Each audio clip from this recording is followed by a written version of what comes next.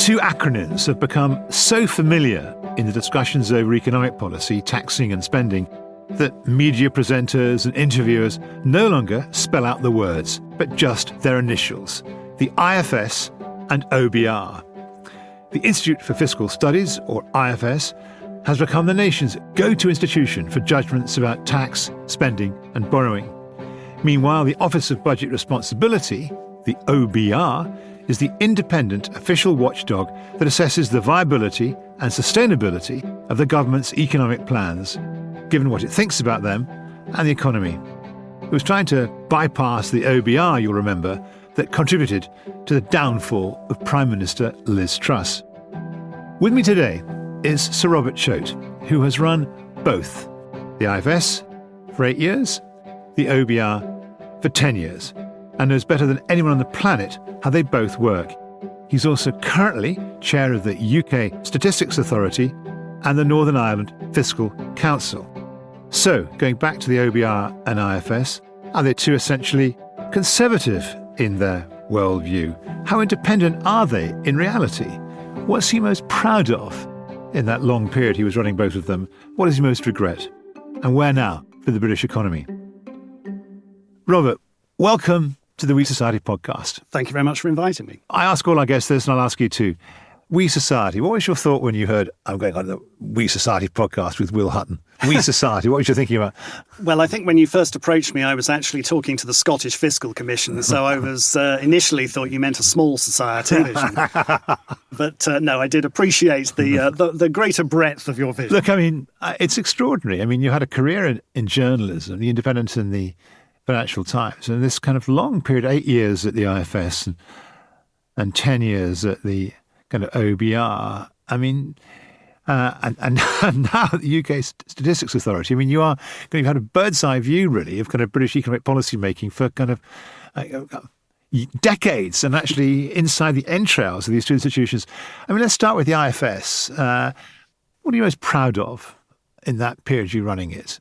Well, I think if you look at both of those institutions, indeed the Northern Ireland Fiscal Council as well, I'm a one-trick pony, really, and I'm really just carrying on from my beginnings in journalism as largely trying to be a good reporter, which is in different ways and in different contexts, these institutions are trying to examine the complexities of the economy, the way in which the government's decisions on taxation and spending are affecting people's behaviours and outcomes.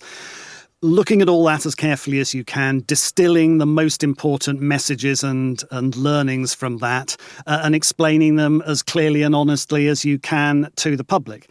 And I think in doing that, and this is a constant theme through all of them, that you need to show you're working, and you need to be upfront about the uncertainties that lie around almost every judgment that you make, because of the uncertainties around the data that goes into it, the uncertainties about what we know about how people behave, what we know about the broader context as well. So when I came to the IFS, it obviously already had a reputation, as you say, for being the go-to institution. I was very lucky to take over from Andrew Dilnott, who we both know, who's obviously widely admired as a communicator. And being a broadcaster here in the We Society podcast. Indeed, yeah. Absolutely.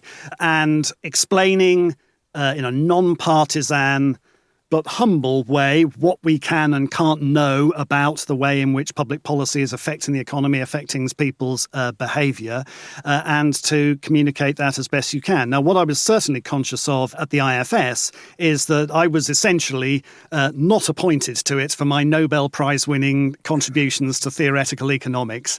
I'd been a reporter and hopefully a reasonably good analyst and communicator. But I also knew that when I returned from the Newsnight studio or the Today programme, I have to look the David Ricardo Professor of Political Economy from UCL in the face when I get back to the office, and therefore you don't say things that aren't robustly based. Now, obviously, as you know, in economics, social policy more generally, almost every statement can be contested or argued over.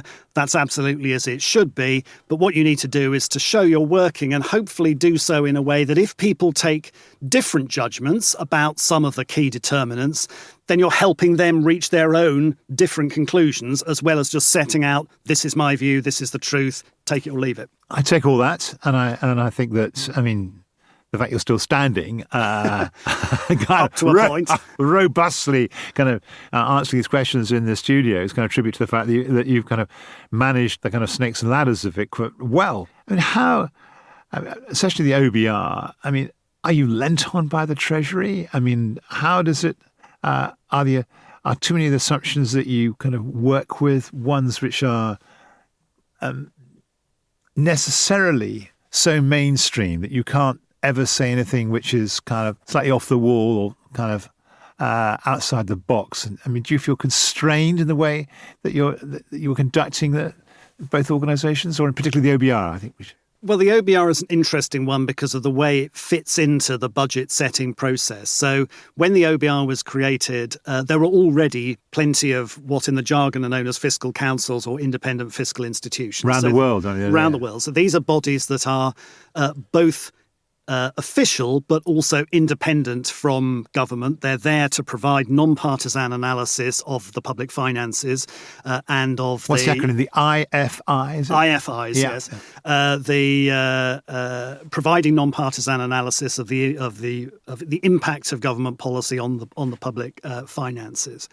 And in doing that, you obviously have to reach a view on the economy as well. Now, the OBR and these bodies don't have any privileged information really about what's going on in the economy over and above what all the other economic forecasters who are doing the job on a day-to-day basis are doing. The key thing to remember about the OBR and these bodies is that they have to take a view on the economy because this gets you to a view on the public finances. You're trying to explain what tax revenues will be. Exactly. What are tax revenues? What is public spending? What does that mean for the budget deficit? What does that mean for government debt? What does that mean for the broader measures of the government's balance sheet? So you need a view on the economy for that. You need it to be transparent as well. And if you look certainly over the period when I was there and afterwards, the OBR's economic forecasts, which are an input, not really the ultimate output, certainly don't veer away enormously from, say, the average of external forecasters or the view that the Bank of England publishes, for example. Of course, the Treasury itself no longer publishes any forecast. That's a big difference with the IFIs in most other countries, where the fiscal watchdog essentially is second guess or producing an alternative view. In this country, the Treasury has rather courageously actually outsourced the task of producing the official forecast. I'm not sure they're entirely happy about it, actually, but I mean... I think the wise ones see the bigger benefit, even though, from time to time you do test their patience with the things that you have to say and messages that they would rather not hear.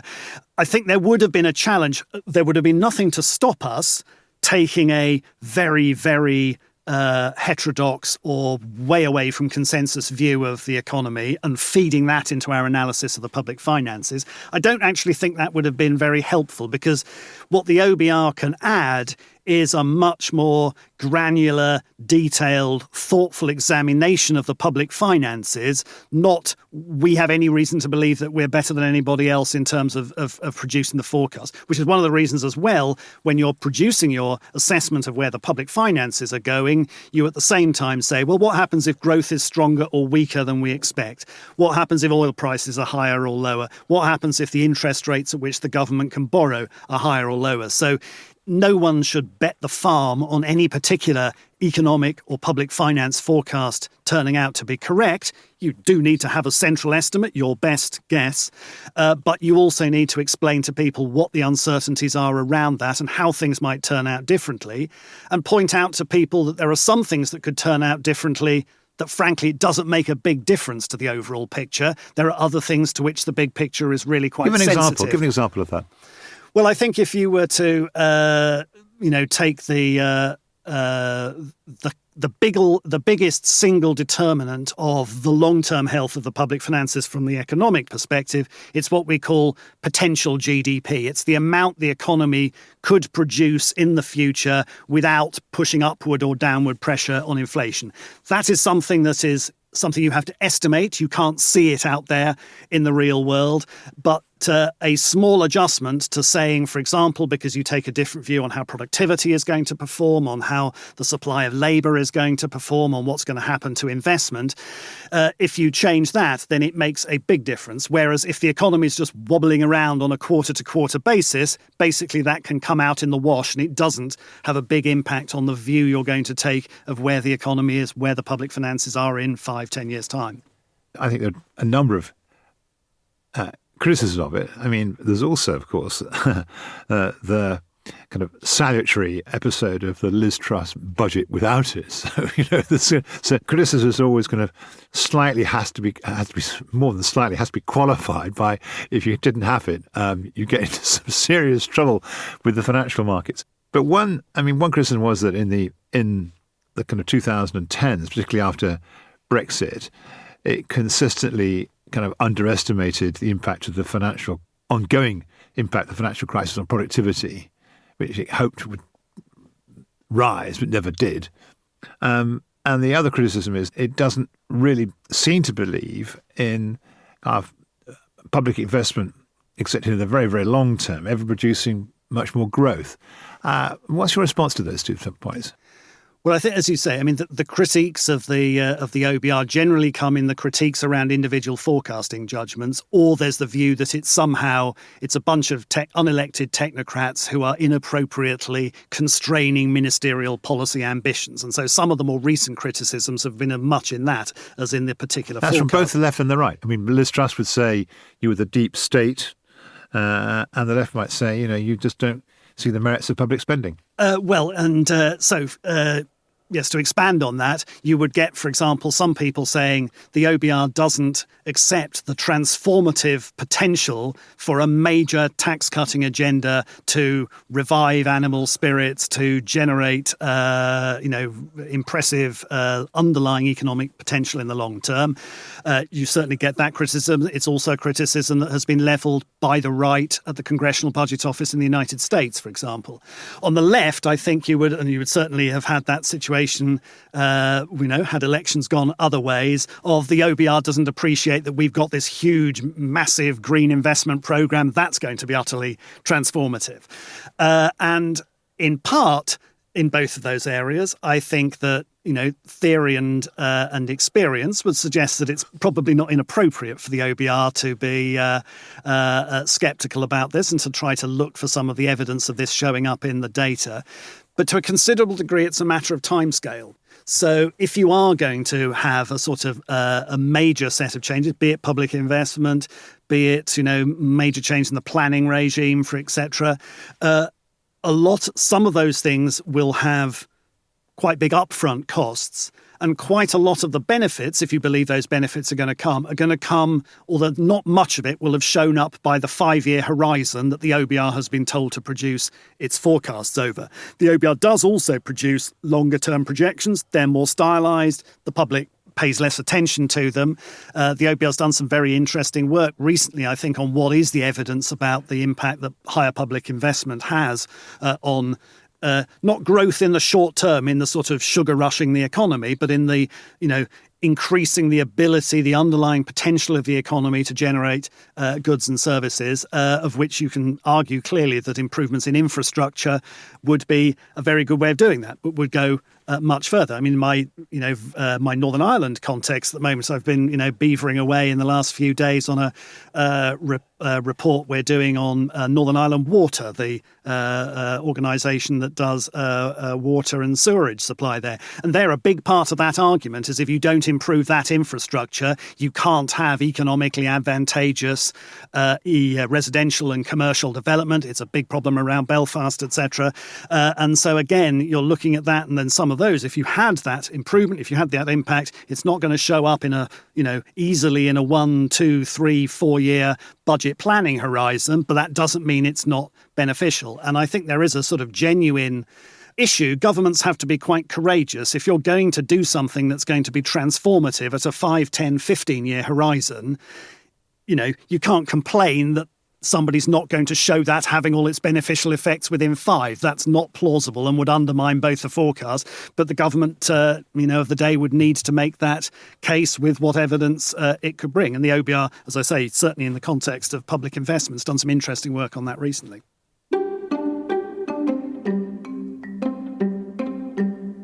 You make thousands of decisions every day. Most are inconsequential, but the big ones shape your future. There's a podcast that can help you make better decisions. It's called The Art of Deciding, with award-winning financial journalist Bruce Whitfield. Bruce asks high achievers how they make their biggest decisions, including Jack Reacher creator Lee Child, on how he took control of his future after being fired, poker champion Liv Borrie on why trusting your gut is not a strategy, plus the former chairman of the Court of the Bank of England, Sir Brad Freed, who delivers a masterclass in managing strong teams.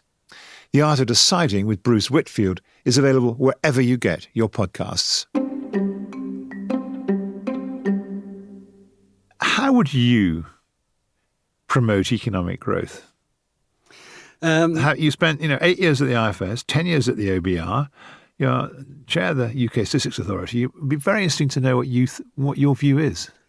Well, I think quite a lot of them. There have been many sort of commissions or studies in this area over the years, and they often come up with much the same list of things. So why don't we transform the planning regime to make it much more conducive to development?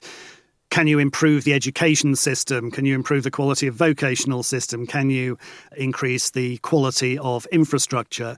Can you ensure that you have a competition regime that is conducive to innovation and to growth? Now, I think a lot of those remain perfectly good and valid things to aim for. John Kingman, former Treasury official, came up with a very nice list of these relatively recently in those sorts of areas, talked about the huge potential for developing the land between Oxford and Cambridge and using that to sort of have a real boost to innovation, talking about making eventually decisions on Heathrow Airport capacity.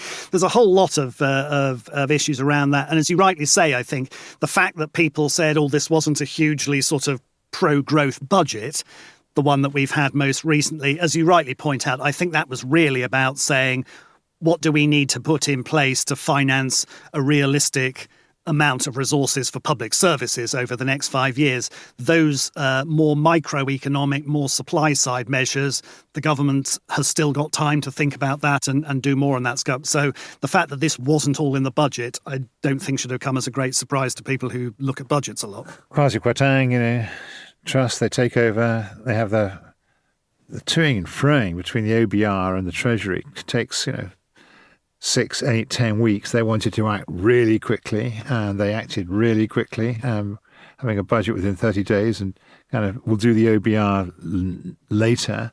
I mean, do you have any sympathy at all for Truss and Kwarteng? Well, I think you have to remember the period that they were following. So the formal and indeed the informal way in which the OBR works, an iterative exchange of forecasts and policy proposals over an 8 to 10 week period in the run up to a budget. The system was designed for that happening twice a year, a budget plus an autumn statement or a spring statement, depending on what time of year you were doing it. That obviously was blown out of the water with the COVID period. You essentially had 14 budgets in the space of 1 year, and, pretty chunkily sized ones as well. That was battlefield medicine. You could not have all the usual scrutiny that goes on for each of those episodes. There just simply aren't enough weeks in the year.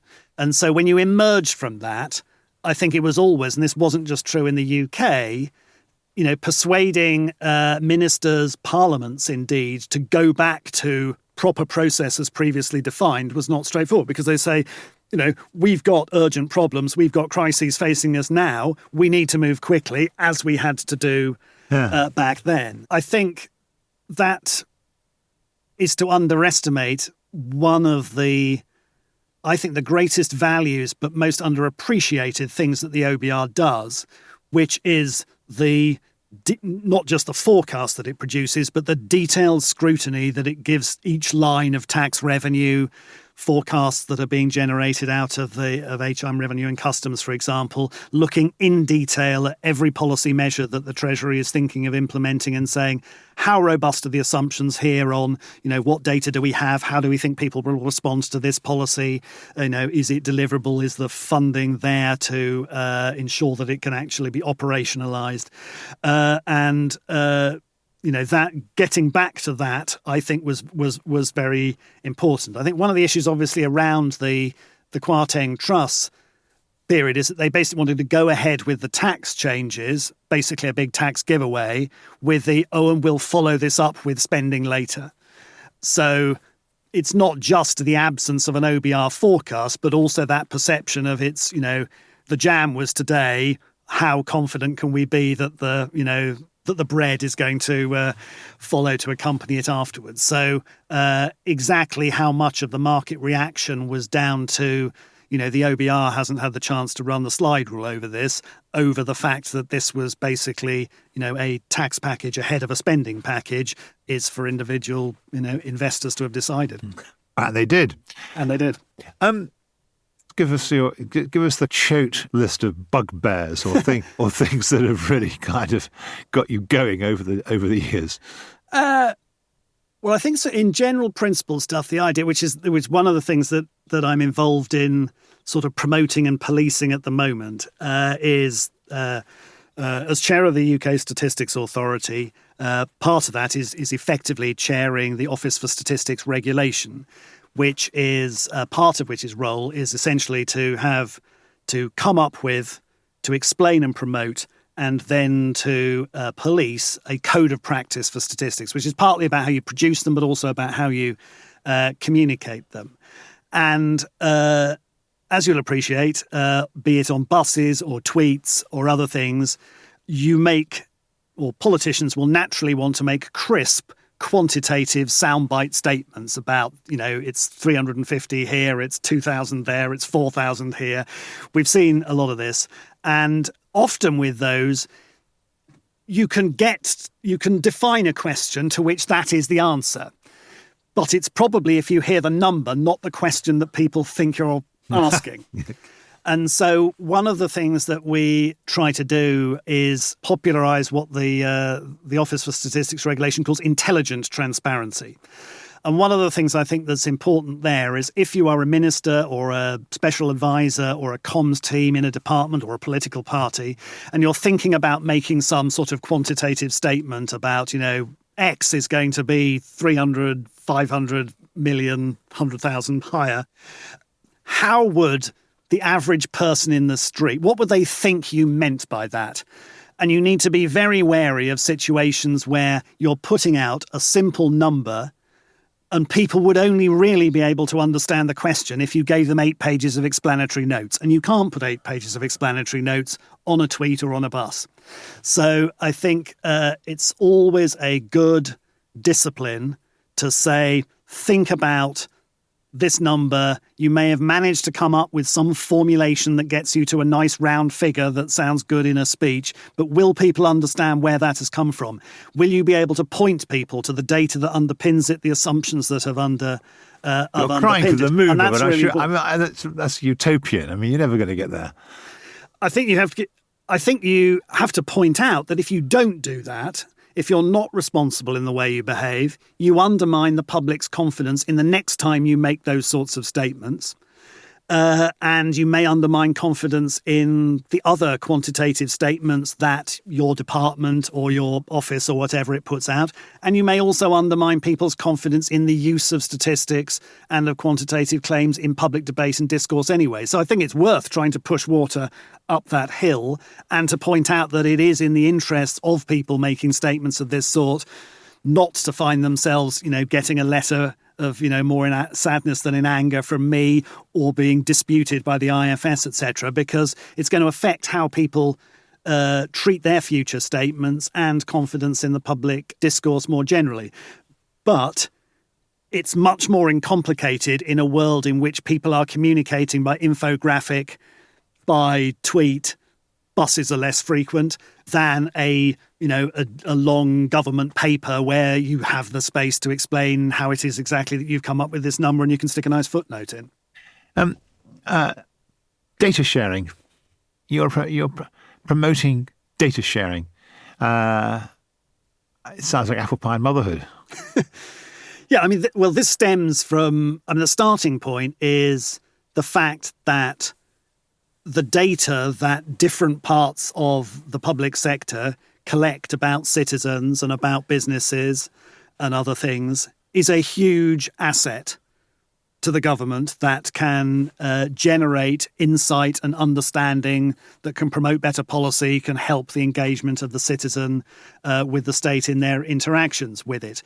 And therefore, you want to make the most of that. I mean, look at the huge tech companies who have massive market capitalizations based on what they can do with the data they have about people. Governments are in the same way. They're not not monetizing it in quite the same way. That's a very nice idea. What you're saying is that, NVIDIA, Microsoft, Google, Facebook, all of them with these kind of Apple, with these kind of $1 trillion market capitalizations, it's all built on their command of and capacity to monetize data. But actually, one institution has even more data than them. It's the government. And actually, let's do something with it. Absolutely. And so if you have data from the tax system or from the health system, or what you get out of the census, what you get out of other surveys, the whole is potentially so much greater than the sum of the parts if you can link these things together. Give us an example. And draw Give us an example. Well, some recent work that's been done essentially linking health data with labour market data to say if the NHS spends more money on bariatric surgery, how does that show Bariatric surgery. You're getting me into the technicalities here. Yeah, come on. You're a technocrat. Come on. I'm not a medical specialist, so I will leave somebody else to precisely define what that is. But, if you invest in this particular sort of treatment, is that going to affect people's labour market incomes? And then it brings you into a whole richer discussion of value for money around that. Now, as you say, you may say motherhood and apple pie. Why wouldn't you pull all of this stuff together? And obviously there are a whole set of practical and ethical concerns. I think there's a sort of social contract and a social license here, is that the public, if you are handing over information to different, elements of government, and they want to use that to provide an evidence base, not just for the particular purpose that you had to provide it originally, then they need to feel that that's being, looked after properly, looked after securely. It's not being disclosive. So if you are linking it together, it's not inappropriate as far as the individual citizen is concerned. But I think actually a lot of people are surprised that the government is not making more use of the data that it has already, rather than sort of being anxious about moving too far in that direction. So there's then the question is, why doesn't it happen as much as you would like it to? And there I think that there's a number of issues at play. But part of it is, if you are a given department or a government body and you're thinking about, should I, put my data, either share it or put it into the pot where it can be accessed and linked, the benefits of that are quite widely spread. It's not just going to be benefits accruing to you. It's going to be to wider public policy. It's going to help other departments do their job more effectively, etc. So the benefits are diffuse, but the anxieties about what if something goes wrong, you feel are very close to home. So if this data is used inappropriately or insecurely, then that's going to land on my doorstep. Whereas the positive outcomes of this are going to be more widely spread. So I think that's one reason for anxiety. I think that departments may fear that if they share their data, other people will discover that it's not as good as they might have thought it was, because they're able to play with it and to rootle around with it. There may be people who are concerned that the data will be used with different narratives. People will draw different unhelpful conclusions from it, different to the ones that you'd have liked to have got out there. So I think it does require, political leadership at the centre to either reassure or to say, look, for the greater public good, it's important that this happens. We should have a presumption that this data is shared as long as it can be done securely and appropriately and for sensible and appropriate objectives, and used flexibly. So yes, it's important that if you're going to make a particular use of the data, that there should be appropriate gateways of getting permission to do it, but not so onerous that you can't actually do it for ages and the opportunity to make the most of it has gone. So I think it is, and that's one of the reasons why I wrote recently a piece arguing that, with a new government setting that as an expectation early on, that data sharing should be a presumption rather than an exception, is something that would be beneficial for the public. It will help government make greater and better decisions, and it will help researchers and civil society understand society and the economy better and be able to draw in more interesting and useful insights. Is there one thing, as we finish this, is there one thing that you've consistently thought over your career? Don't put all your eggs in the one basket. Be thinking simultaneously about what you can do on infrastructure, what you can do on education, what you can do on competition, etc. I think that you need to take that breadth of view rather than taking all your chips and sticking them on 32 black or whatever it might be. A sensible thing would be to do that more widely. Do you ever regret having left journalism? And do you sometimes think of writing critiques about policy instead of trying to kind of objectively say things about it? Well, occasionally there's twinges, oh, I've got a great story, and then you remember you haven't got anywhere to write it these days. I guess that would be... you can tell me. Well, yes. No, I haven't. As I say, to some degree, pretty much every job I've done has been trying to be a decent reporter, and whether I've managed to do that more successfully than when I was actually a reporter is for other people to judge. But I still find it enormously rewarding and fun for whatever different audiences you're doing it to, as I say, take a complex picture of the world, try to get down to the essentials of it, try to say, well, this is what's important, this isn't, present it as dispassionately as you can, but be humble about the conclusions you can draw and what another reasonable person could draw from the same set of information if they took a different set of judgments. And that was as true as when I was, writing columns for The Independent, as well as I'm trying to work out what you should do with Northern Ireland water. I was going to say, thank you very much, Robert. And I thought perhaps I should say thank you very much, Sir Robert. And I know that you're slightly, this knighthood. I mean, you wear it slightly lightly. What's your view of being? Well, it's very nice. This is the old cliche. It's a reflection of the hard work of many people that I've had the honour to work with in the different institutions that I've had. I mean, with both the IFS and the OBR, I'm always conscious that I would be completely unqualified to do most of the proper jobs within those organisations. But putting a sort of veneer at the top is the contribution I can make. I hope it's been useful, but it's just the knowledge of the people on the academic side, IFS, etc., and working in public service as well. The professionalism, the comradeliness, the sheer fun of doing that. It's been a huge privilege. Sir Robert Chote, thank you very much indeed. Thank you. Thank you so much for listening. The We Society is brought to you by the Academy of Social Sciences, who can be found at acss.org.uk. I'm Will Hutton, the producer is Emily Finch, and it's a Whistledown production. If you haven't already, please subscribe to the podcast, leave a comment, share with your colleagues and friends. Thank you so much for listening.